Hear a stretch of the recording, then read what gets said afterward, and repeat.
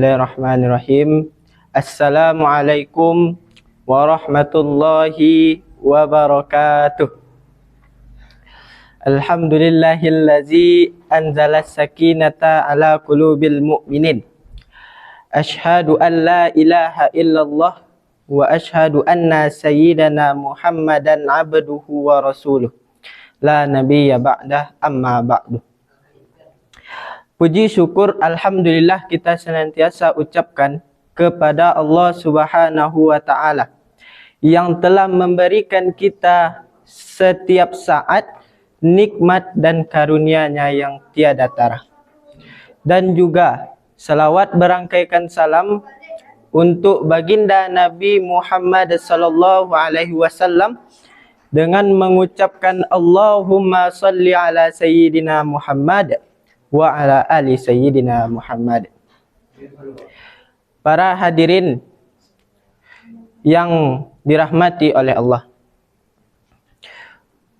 judul kultum yang akan saya bawakan pada kali ini mengenai puasa bulan sabar. Kenapa Rasulullah memberikan dengan puasa bulan sabar? Karena di dalam puasa tersebut kita banyak menahan, kita banyak bersabar, baik itu bersabar dalam menahan yang badaniah, contohnya seperti makan, minum, dan hal-hal yang dapat membatalkan puasa. Yang kedua, kita sabar dalam menahan yang batiniah, sabar dalam menahan hati dari sifat yang iri, dengki, ria, dan sombong. Dan juga sabar supaya tidak berkurang sepersen pun pahala puasa kita. Dalam suatu hadis yang diriwayatkan Imam At-Tirmizi, inna sauma, bahwa sesungguhnya puasa, nisfus sabri, itu adalah setengah kesabaran. Maka barang siapa yang sabar dalam menunaikan ibadah puasa, itu sangatlah berharga. Berarti dia sukses dalam menjalankan ibadah puasanya. Sesuai dengan arti ayat surah Az-Zumar ayat 10. Maka beruntunglah orang-orang yang kesabarannya itu sangat besar dalam sebuah ibadah. Berarti dapat diartikan bahwa puasa itu ada 3 tingkatan. Yang pertama, puasanya orang awam. Apa itu? Puasa hanya sekedar menahan lapar dari terbit fajar hingga terbenam matahari. Kalau hanya menahan dari sabar, menahan lapar, haus, dan hal yang membatalkan puasa dari terbit matahari hingga terbenam matahari, itu dinamakan puasa orang awam. Yang tingkatan yang kedua, naik derajatnya menjadi khawasul. Itu merupakan ibadah puasa yang dijalani oleh para wali Allah dan para ulama Allah dan para ulama.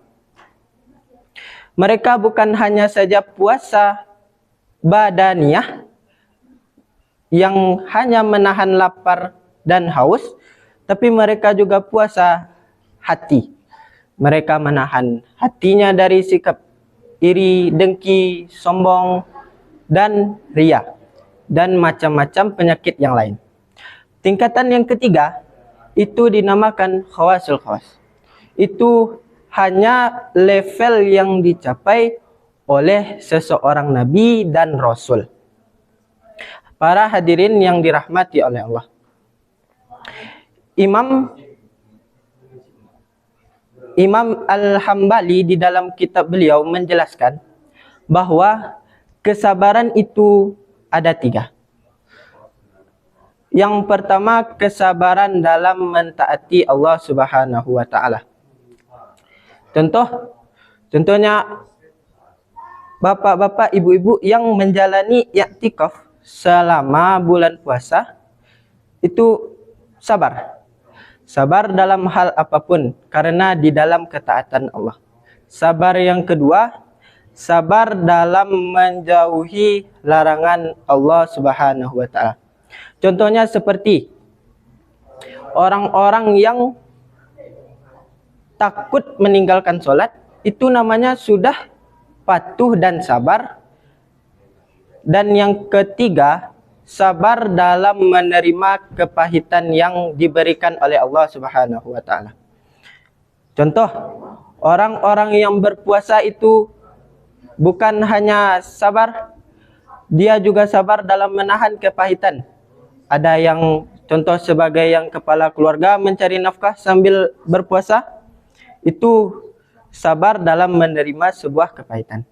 Nah, berarti di ibadah puasa ini, 3 kesabaran tersebut terkumpullah di dalam bulan puasa, di dalam ibadah puasa.